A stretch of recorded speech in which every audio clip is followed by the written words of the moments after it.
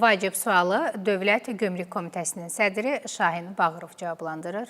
Şahin müəllim, xoş gördük. Xoş gördük.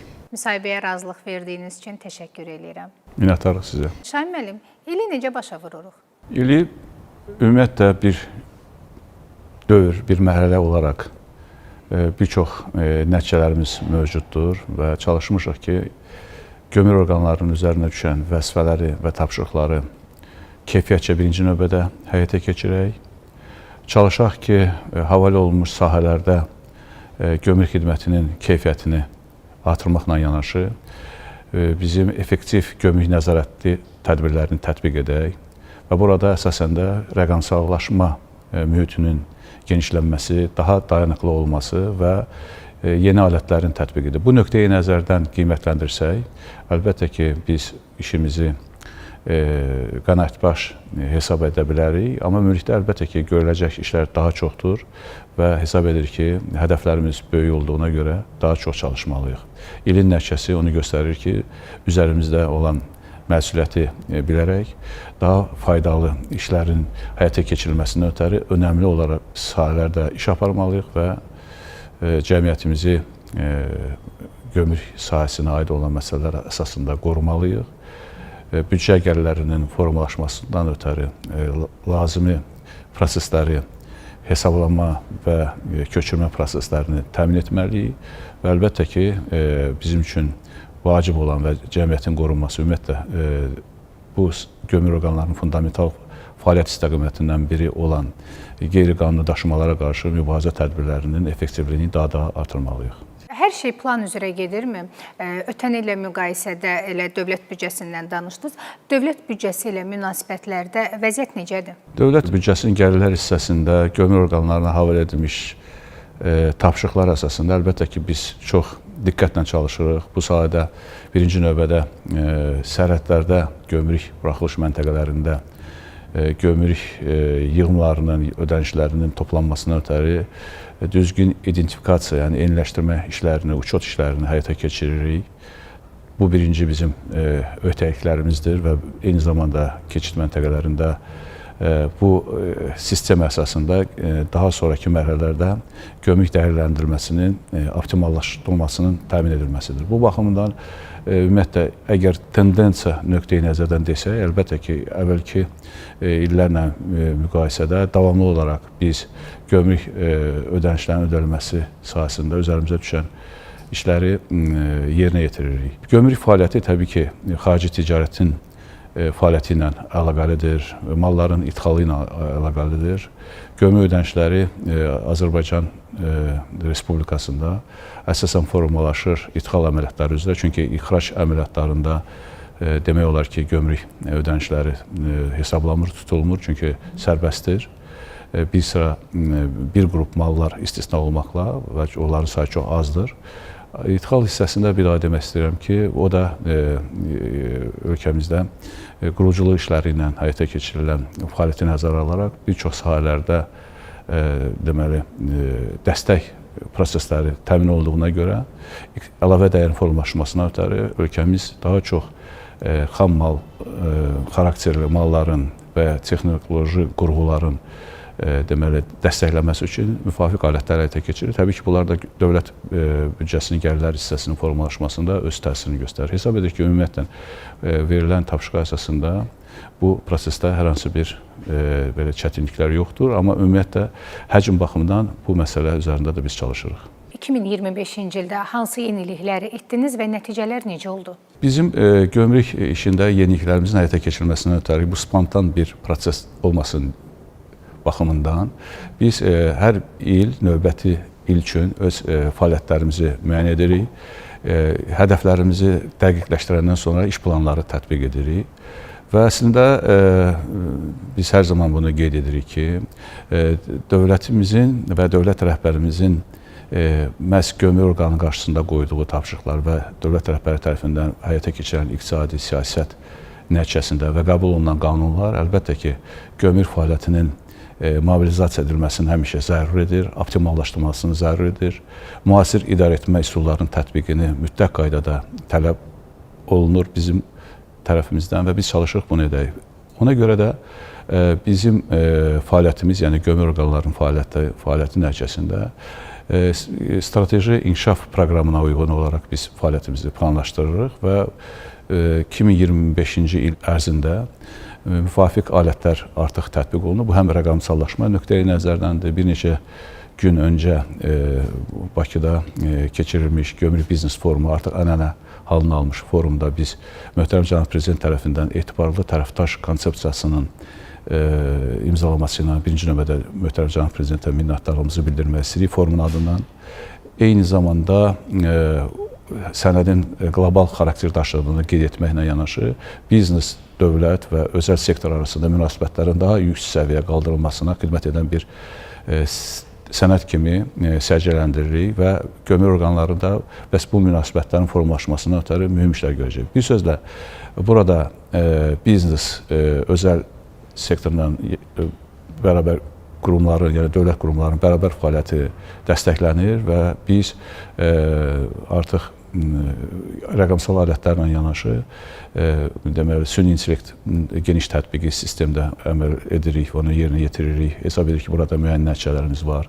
Gömrük dəyərləndirilməsi və rəqəmsal gömrük dəyərinin öz-özlüyündə təqdimat həyata keçirildi. Bu çox mühüm bir sənəddir. Biz hesab edirik ki, ilin ən uğurlu nəticələrindən biri məhz rəqəmsal gömrük dəyərinin müəyyən edilməsidir və sənədlərin intellektual emalıdır. Bu ki, bir-birinə bağlı olan sistemlər öz-özlüyündə gömrük rəsmiləşdirilməsi və nəzarətinin səviyyəsini kifayət qədər yüksəkliyə qaldırır və proseslərə inkişaf etdirməsinə təkan verir. Eyni zamanda biznes, gömrük arasında münasibətlərin daha dəqiq formada reallaşmasına imkan yaradır. Bir sözlə, burada həm şəffaflıq artır, həm rəqabət mühitinin optimallaşmasının daha da güclənməsinə xidmət edir və nəticədə dövlət büdcəsinin gəlirlər hissəsinin formalaşmasına ötəri mühüm əhəmiyyət daşıyır. Bir sözlə, rəqəmsal gömrük dəyəri və sənədlərin intellektual emalı bununla yanaşı bizim bu ildə, 2025-ci ildə nailiyyətlərimizdən biri də biznes gömrük münasibətlərinin daha da inkişaf etdirilməsidir. Çünki bu bizim üçün önəm daşıyır. Biz çox dəqiqliklə qeyd etmək istəyirik ki, məhz ticarət axınlarının sərbəstliyinin təmin edilməsi, ticarət dövrəsinin artması, biznes mühitinin genişlənməsi, ümumiyyətlə əlavə dəyərin formalaşmasından ötəri mütləq qədərdə burada sahibkarlıq fəaliyyəti çox önəmlidir. Sahibkarlıq fəaliyyəti üçün önəmli imkanlar yaradılmalıdır, şərait yaradılmalıdır.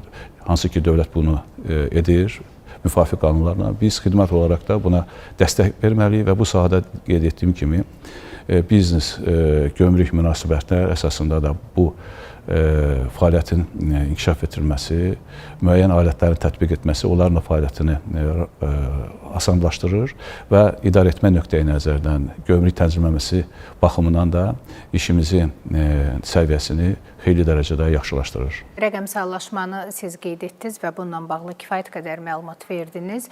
Yaxın gələcək və uzaq gələcək üçün bu sahədə tapşırıqlar hansılardır? Hədəflərimiz növbəti dövrlərdə strateji inkişaf proqramımıza uyğun olaraq rəqəmsal mühitin daha genişlənməsinin təmin edilməsindən ötəridir. Biz ümumiyyətlə bir neçə müddət bundan öncə ölkəmizdə xarici ticarət üzrə bir pəncərə prinsipinin tətbiqi məsələsinə başladıq. Aidiyyatı qurumlarla, dövlət qurumları ilə bu fəaliyyət artıq başladı və son nöqtədə müvafiq işlər görüldü və bu yaxınlarda möhtərəm cənab prezident tərəfindən bu sahənin tənzimlənməsindən ötəri, yəni ki, bir vahid giriş imkanları əsasında müraciətlərin qurumlara tətbiq etməklə xarici ticarət üzrə əməliyyatların rəqəmsal mühitdə həyata keçirilməsi üçün önəmli sənəd qəbul olundu. Üzərimizdə görüləcək işlər var əlbəttə ki, bunun nəticəsində biz düşünürük ki, rəqəmsallaşma və ümumiyyətlə bütün proseslərin rəqəmsallaşmasına önəmli töhfə verəcək bu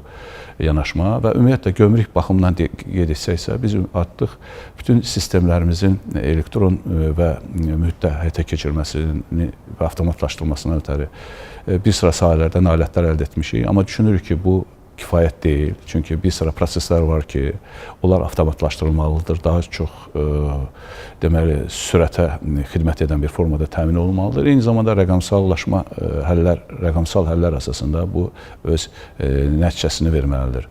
İstər dəmir yolu nəqliyyatı üzrə daşınan yüklər üzərində, istər hava nəqliyyatı ilə daşınan yüklər üzərində biz bu prosesi artıq başlamışıq. Aidiyyatı nəqliyyat qurumları ilə yanaşı dəniz nəqliyyatı vasitəsilə daşınan yüklərə də biz bunu edirik. Qeyd etdiyim kimi, xarici ticarətdə bir pəncərə prinsipi əsasında rəsmiləşdirmənin bir məkanda həyata keçirilməsi üçün bir səylər göstəririk və bunun nəticəsi də artıq mövcuddur. Və hesab edirik ki, bizim gələcəyimiz gömrük sisteminin inkişafı məhz rəqəmsal həllər əsasında olmalıdır. Əlbəttə ki, burada aidiyyatı qurumlarla, iqtisadi siyasətimizin həyata keçirən, digər qoruyucu tədbirlərinin, cəmiyyətin qorunması üçün aidiyyatı olan digər qurumların fəaliyyətini əlaqələndirilmiş sürətdə həyata keçirməliyik. Bizim ümumiyyətlə nailiyyətlərimizdən biri də dövlət qurumları arasında münasibətlərin daha sıxlaşması və bu münasibətlər əsasında biznesa və ümumiyyətlə iqtisadiyyata əlavə dəyər formalaşması üçün alətlərin təqdim edilməsidir. Əgər nəzər yetirsək Gömrük Biznes Forumunda və bu bir yaxşı və örnək olan bir nümunə idi ki, bir sıra qurumların birgə fəaliyyətinin nəticəsində əldə olan alətlər və yaxud sistemlər haqqında biz geniş biznes ictimaiyyətinə məlumat verdik. Bu onu göstərir ki, əlaqələndirilmiş formada həyata keçirilmək hər zaman dövlətimizin belə iqtisadi imkanların genişlənməsinə xidmət edir. Əlbəttə ki, onun da nəticəsində vətəndaşların, əhalinin rifahının da artırılmasına dəstək göstərir. Bu sahədə davamlı işlər getməlidir. Biz bu proseslərdə dayanmalara yol verməməliyik. Davamlı olaraq məsuliyyəti dərk edərək ancaq irəli getməliyik. Rəqəmsallaşma həm də xüsusi bir bilikdir və savadın yeni mərhələsinə gömrük işçiləri və subyektləri necə öyrəşirlər? Bu proses çətin deyil ki? Bu mərhələli sürətdə həyata keçirilir. Bilirsiniz ki, Azərbaycanda artıq təhsil sisteminin inkişafı vasitəsilə və təhsil siyasəti əsasında ölkəmizdə kifayət qədər savadlı, bilikli, Azərbaycan universitetlərini bitirən, o cümlədən xarici ölkələrdə təhsil almış gənc insanlar müxtəlif sahələrdə fəaliyyət göstərirlər. Gömrük sistemi də istisna deyil və gömrük sistemində kifayət qədər savadlı, bilikli və istəkli fəaliyyətini səmərəli sürətdə həyata keçirmək marağı olan əməkdaşların sayı kifayət qədər çox olduğuna görə artıq mühit rəqəmsal biliklərin mövcudluğunu tələb edir. Bu baxımdan əməkdaşlarımız demək olar ki, bu prosesləri bilir, proqram dillərini bilirlər, ümumiyyətlə IT texnologiyalardan geniş sürətdə istifadə etmə imkanları vardır, müxtəlif proqramlar hazırlayırlar və biz bunu mərhələli sürətdə edirik və bunu etməkdən ötəri eyni zamanda biz həm ilkin mərhələdə prosesləri dəyərləndiririk, daha sonra zəruri olan istiqamətləri müəyyən edirik və ora artıq mütəxəssisləri cəlb edirik və müəyyən alətlər hazırlanan prosesində onun təbliğatını da təmin edirik və eyni zamanda tanışlıq nöqteyi nəzərdən məlumatlandırma səviyyəsinin artırılması baxımından aidiyyatı tərəflərlə görüşlər keçiririk, biznes ictimaiyyəti ilə, birliklərlə, ticarət birlikləri ilə və digər əlaqədar qurumlarla, dövlət qurumları ilə bunu məlumatlıq səviyyəsini genişləndiririk ki, tətbiq olunan alətlər daha effektiv olsun və daha nəticə olsun. Bu bir prosesdir. Bu prosesin müəyyən mərhələləri var və biz ardıcıl olaraq buna əməl edirik. Düşünürük ki, məhz bu yolla biz məlumatlıq səviyyəsini artırmağa nail oluruq. Eyni zamanda bizim ictimaiyyətlə əlaqələr proseslərə davamlı diqqət göstəririk. Biz hesab edirik ki, vətəndaşların nəzərə almaq lazımdır ki, gömrük proseslərinə təkcə sahibkarlar deyil, o cümlədən gömrük sərhədlərini, dövlət sərhədlərindən keçən vətəndaşlar da vardır. Onlar da gömrük qaydaları ilə rastlaşırlar. Ona görə onlar üçün də rahatlıq yaratmaqdan ötəri müxtəlif alətlər var. Bilirsiniz, bu haqda biz geniş məlumatları yayırıq bizim ictimaiyyətlə əlaqələr platformasında və eyni zamanda biznesdən və vətəndaşlardan əldə olunan məlumatların təhlillərini aparırıq, bizə müraciətlərini nəzərdən keçiririk və optimallaşma, daha yaxşı deməli, imkanların yaradılmasından ötəri səylər göstəririk və proqramları müəyyən edirik. Şahin müəllim, biz sizlə artıq ikinci dəfədir ki, ilin yekunları ilə bağlı müsahibə edirik. Bu, ötən illərdə də olmuşdu və hər dəfə bir məsələni qaldırırıq. Sahibkarın gömrüyə etibarı və inamı. Bu dəfə də bu sualı sizə ünvanlamaq istəyirəm. Bu sahədə vəziyyət necədir? Biraz əvvəl söylədiyimiz kimi, bu bizim üçün çox mühüm əhəmiyyət kəsb edir. Çünki bu, sahibkarın gömrük sisteminə və gömrük xidmətində çalışan əməkdaşlara etibarı, etimadı olmalıdır. Çünki bu və çox sağlam bir münasibət olmalıdır. Biz bundan ötəri bütün səylərimizi göstəririk və hər zaman biznesa, sahibkara açıq bir müddət işimizi görürük. Bu müxtəlif formatlarda qeyd etmək istəyirəm ki, bu olur. İstər bizim çalışan idarələrdə əməkdaşlar görüşlər keçirirlər və yaxud mərkəzdə, gömrük komitəsində bu proseslər davamlı olaraq nəzərdə saxlanır. Müəyyən qaynar xəttlər vasitəsilə biz cavablandırırıq, biznes görüşlər keçirir. Bir sözlə bunun ahitə dərsi çox genişdir. Amma burada önəmli məsələ məhz etimadın yaranmasıdır. Biz hesab edirik ki, bizneslə dialoq olmalıdır, davamlı olaraq dialoq olmalıdır. Bu dialoq da etimada əsaslanmalıdır. Bundan ötəri də bu iki komponentin özünü birləşdirən və buna möhkəm zəmin yaradan əlbəttə ki, şəffaflıqdır və bütün proseslər əvvəldən məlum olmalıdır. Biz düşünürük ki, burada bizim şəffaflığın təmin olunmasına ötəri addımlar atırıq. İstənilən müraciəti biz qəbul etməyə və onu analiz etməyə var. Bunu mən sadalamaq istəmirəm. Bu kifayət qədər 2025-ci ildə biz görüşlər keçiririk və ümumiyyətlə bizneslə biz açıq dialoqa, etimad əsaslı dialoqa biz həmin zaman hazırıq və hətta bu görüşlərdə kritik məqamlara, yəni hər hansı bir gömrük sahəsində kritik hallar varsa da onları da təhlil edirik və ona müraciət edirik ki, bu haqda bizə məlumat versinlər ki, çünki sistemin özünün inkişaf etməsinə ötəri müxtəlif baxışlar nəzərə almaq lazımdır, dinləmək lazımdır sahibkarları və vətəndaşları və orada əlbəttə ki, sağlam kritikanı biz qəbul edərək onun üzərində iş aparırıq. Bu bizim əsas platforma işimizdir və buna tam etimadın formalaşmasına ötəri yəqin ki, sahibkarlar buna və bizim və indi mən söylədiyim fikirlərlə razılaşırlar. Ancaq hər bir halda biz düşünmürük ki, bu proseslə bitməlidir, davam artıq əlavə işlər görmək lazımdır. Hər zaman cəmiyyətə açıq olmalıyıq və cəmiyyətə açıq olan gömrük məhz cəmiyyət üçün xidmət göstərməlidir dövlətimiz üçün. Gömrük işində mənəvi mühit barədə də soruşmaq istəyirəm. Ümumiyyətlə 2025-ci ili rüşvətxorluq və korrupsiya ilə mübarizə ili hesab edə bilərikmi? Biz bu məsələyə çox həssaslıqla yanaşırıq. Bilirsiniz ki, ölkəmizdə korrupsiya qarşı mübarizə tədbirləri davamlı sürətdə həyata keçirilir. Bir çox sahələrdə olduğu kimi gömrükdə də korrupsiya meyilləri mövcud olubdur. İndi də var, bəzi hallarda əfsuslar olsun ki, biz onu aşkarlayırıq. Əlbəttə ki, bu bizi narahat edir. İstənilən xidmətdə, istənilən fəaliyyətdə korrupsiya meyillərinin və yaxud halların olması həmin sisteminin uçuruma gətirilməsi deməkdir. Bəs bu uçuruma getməməkdən ötəri, yəni birinci növbədə biz bunu sağlamlaşdırma, şəffaflaşdırma əsasında müəyyən təbliğat işləri aparırıq birinci növbədə.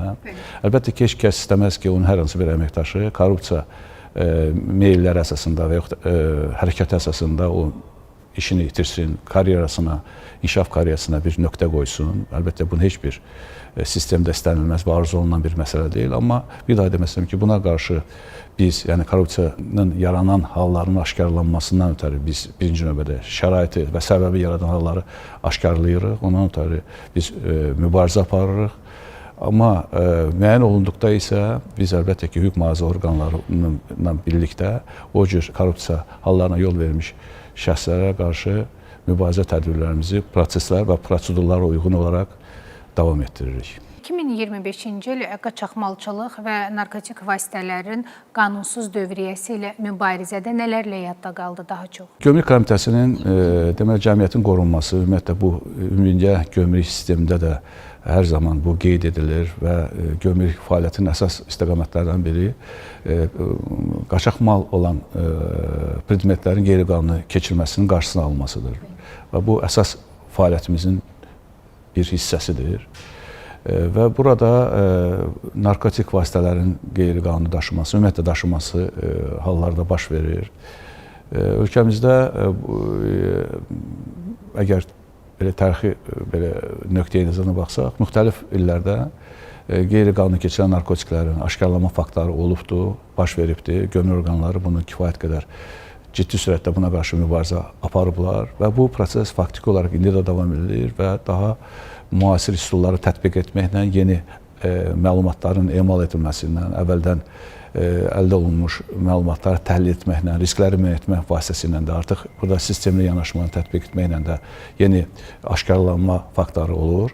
Və qeyd etmək istəyirəm ki, 2025-ci ildə bu günə qədər 1 ton 600 kiloqramdan çox ümumilikdə narkotik maddə və psixotropik maddələr aşkar olunubdur. Bundan 451 kiloqram noyabr ayında aşkarlanan qeroin maddəsi olubdur. Bu Avropa ölkələrinə istiqamətlənən bir çox ağır tərkibli narkotikdir.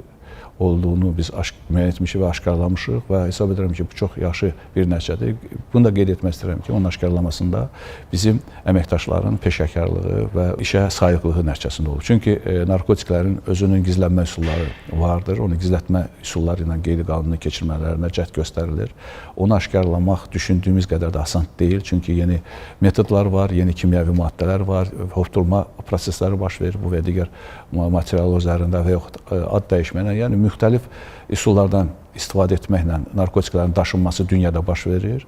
Azərbaycan ərazisindən də bu cür hallar olur və biz aşkarlayırıq və son aşkarlama faktı kifayət qədər belə deyək ki, ciddi bir daşınma prosesi olubdur və bizim əməkdaşların peşəkarlığı nəticəsində və bu fəaliyyətin qarşısı alınıbdır.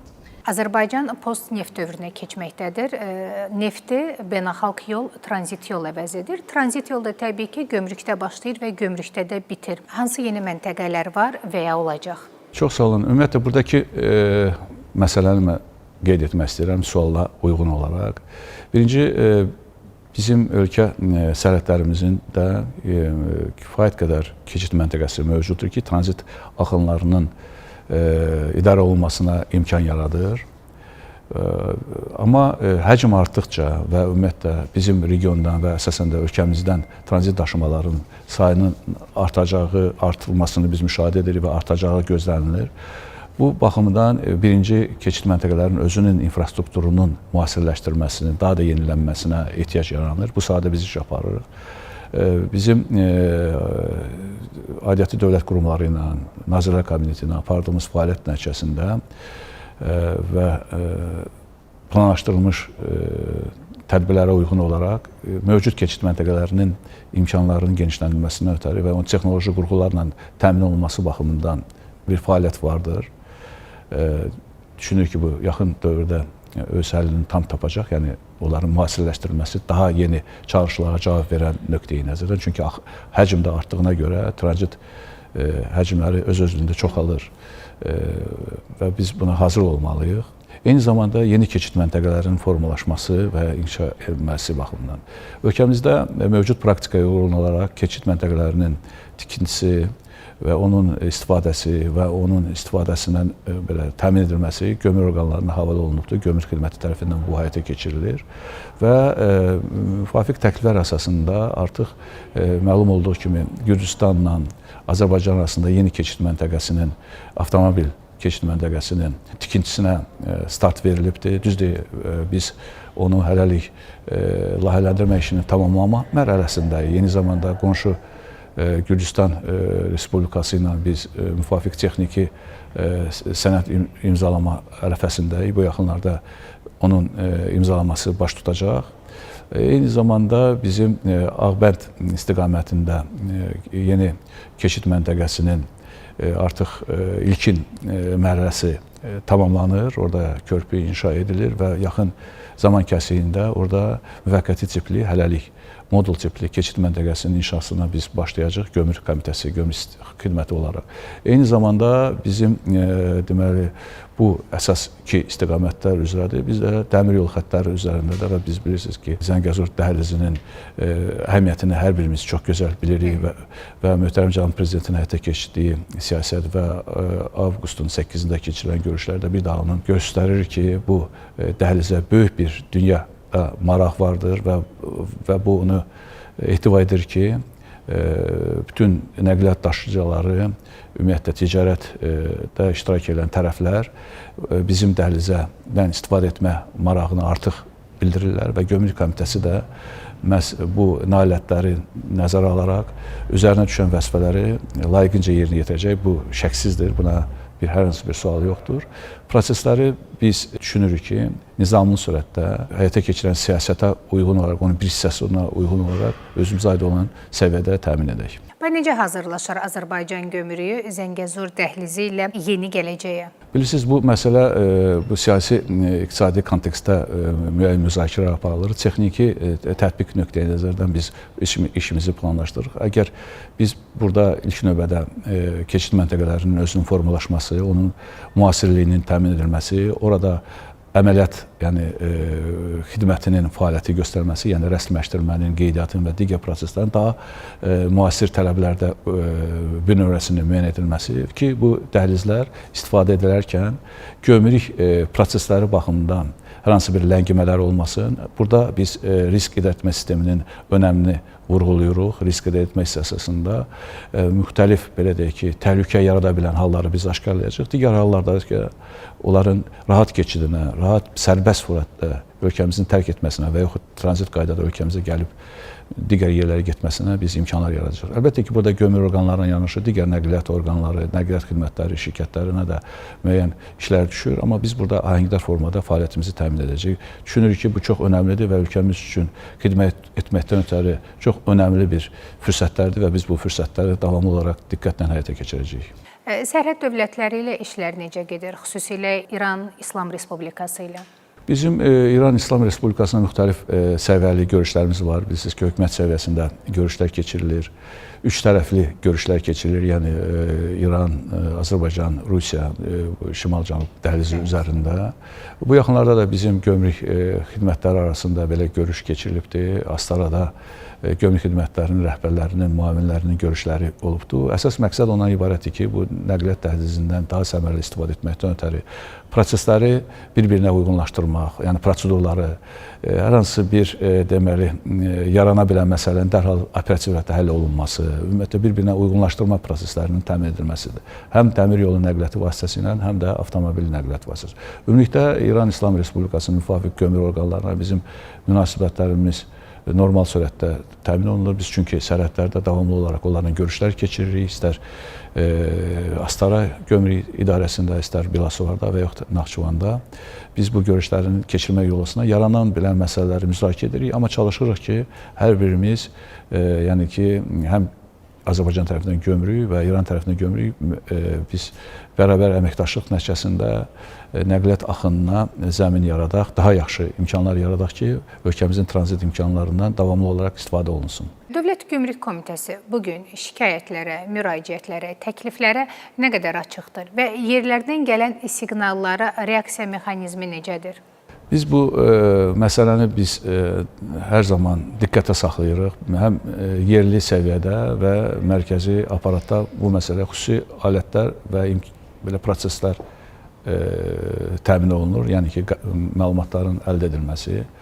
Biz düşünürük ki, burada davamlı olaraq bu ünsiyyət üçün platform almalıdır. Biraz əvvəl söylədiyim kimi, gömrük biznes münasibətlərinin və daxil olan müraciətlərin baxılmasından ötəri belə bir konsultasiya platforması yaransın. Çünki eyni zamanda biznesin fəaliyyətinə uyğun olaraq müəyyən planlaşdırma işinin düzgün aparılmasına ötəri, yəni resursların düzgün bölüşməsi, nə zaman biznesə dəstək lazımdırsa ona göstərilməsinə ötəri, onların ehtiyaclarının öyrənməsinə ötəri belə anket sorğusu da keçirir. Yəni bu artıq rəqəmsal alətlər vasitəsilə həyata keçiriləcək.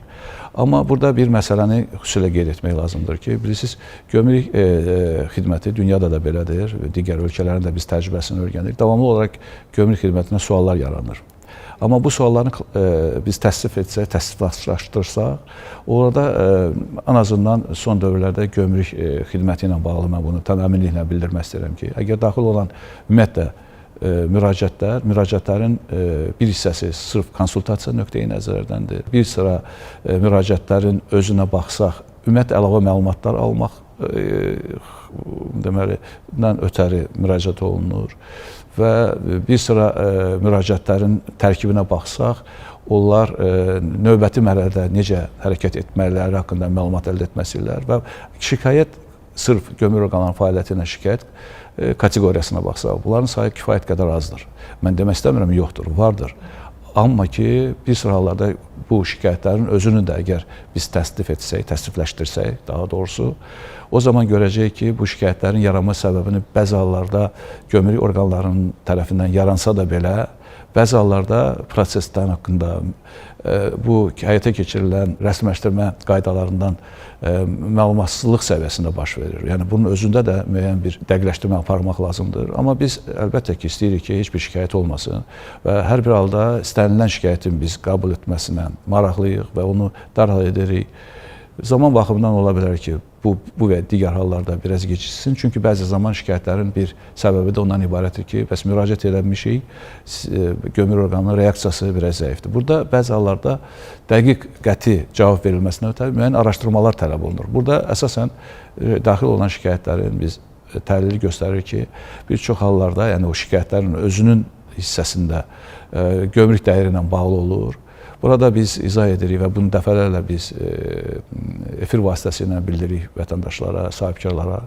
Əgər gömrük dəyərinə yaranan hər hansı bir mübahisəli məsələ varsa, ən asan yollardan biri və prosesin daha tez tənzimlənməsinə ötəri, yəni şikayəti tez baxılması və qərar qəbul olunmasına ötəri ixrac edən ölkədən gömrük bəyannaməsinin gömrük komitəsinə təqdim edilməsidir. Bu deməkdir ki, hər hansı bir ölkədən əgər söhbət gömrük dəyəri ilə bağlı məsələdən gedirsə, mübahisə məhz bunun əsasındadırsa, o zaman gömrük dəyərini haqqında və yaxud gömrük bəyannaməsi veriləndə daha tez qərar qəbul etmə imkanı alır. Biz görürük ki, bir çox hallarda, mübahisəli hallarda bu cür ixrac bəyannamələri, yəni hər hansı bir ölkədən ixrac olunan malları Azərbaycana gətirən zaman o haqda sənədlərin verilməsində bir balaca tərəddüd edirlər. Mən onun səbəbini başa düşmürəm. Çünki biz tam şəffaf formada danışırıq. Tam biznes yönümlü münasibətləri biz sərgiləyirik və bu həmişə belə olacaq. Sadəcə dəstək, bu prosesin həll olunması nöqteyi-nəzərdən dəstək göstərilməsinə ötəri zəruri sənədlər var. Bu sənədlər gecikəndə, bəli, o zaman baxılma müddəti biraz artır. Bu halda da şikayətlər olur ki, baxılma müddəti. Amma biz çalışırıq onu minimum elə. Çünki bu zaman, bilirsiniz, bunun növbəti mərhələsi apellyasiya şurasında bu baxılmadır, gömrük komitəsində və eyni zamanda gömrük komitəsindən apellyasiya şurasında və yaxud digər mərhələlərdə qəbul olunmuş qərarlardan məhkəmələrdə baxılma prosesi də baş verə bilər və bu mərhələyə çatana qədər bəzi sənədlərin verilməsi zəruridir ki, düzgün qərarlar qəbul edilsin. Bir sözlə, şikayətlərin olmasını biz əlbəttə ki, istəmərik, amma hər hansı bir şikayət varsa, onu diqqətlə hər zaman təhlil etməyə və cavablandırmağa hazırıq və hər zaman da bu müraciətlər əsasında gömrük komitəsinə istənilən şəxs gəlib öz narahatlığını bildirə bilər. Şahin müəllim, Dövlət Gömrük Komitəsinin 2026-cı ildəki hədəfləri nələr olacaq? Bizim hədəflərimiz daha işimizi keyfiyyətlə təmin etmək. Birinci növbədə çünki hər bir işdə olduğu kimi gömrük nəzarəti prosesləri özü də, gömrük tənzimlənməsi vasitələri də səmərəli olmalıdır, optimal olmalıdır. Sürətə xidmət edən bir proseslər olmalıdır, ləngimələrə yol verilmək olmaz. Bizim əsas hədəfimiz sürətdir. Amma keyfiyyətli və belə deyək ki, nəticə yönümlü. Bu birinci hədəfimizdir. Bundan ötəri artıq müxtəlif alətlər var.